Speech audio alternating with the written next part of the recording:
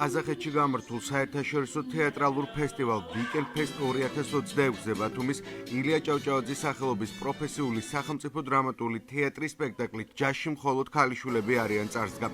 იზი დაიმონდისა და ბილი უალდერის პიესის მიხედვით დადგმული სპექტაკლის ინსცენირების ავტორი მაია ჯაფარიძე, ხოლო რეჟისორი გოჩა კაპანაძეა.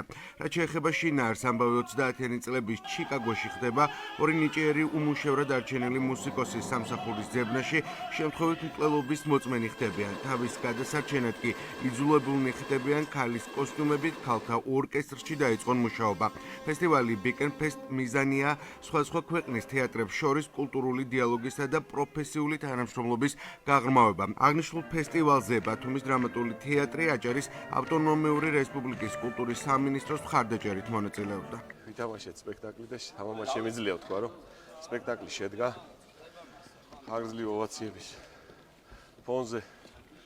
დავამთავრეთ სპექტაკლი, მე მინდა მადლობა უთხრა მასპინძლობისთვის, ამ ფესტივალის ორგანიზატორებს მადლობა უთხრა, ყველა მსახიობს მადლობა უთხრა, ტექნიკურ პერსონალს, საოცარი შრომა ჩაიდო ამისათვის, რომ ჩვენ ასე ღირსეულად წავდგარიყავით დღეს თალდიყორღანში ამ ფესტივალზე და კიდევ ერთხელ მინდა საქართველოს დამოუკიდებლობა მივულოცო ჩემს სამშობლოს.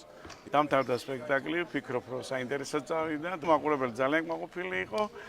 მსახიობებმა რაც შეიძლებოდა ყველაფერი გაიღეს და რაღაცეთი თბილი კონტაქტი შედგა. საოცარ ფესტივალზე მოხვდით, დახვედ რა ქონდათ არაჩვეულებრივი. რაც შეეხება დღევანდელ სპექტაკლს, არაჩვეულებრივად წავიდა ყველაფერი, მაყურებელი კმაყოფილია. ეხლა ველოდებით რა გამოხმაურება ექნება ჟიურის წევრებისგან.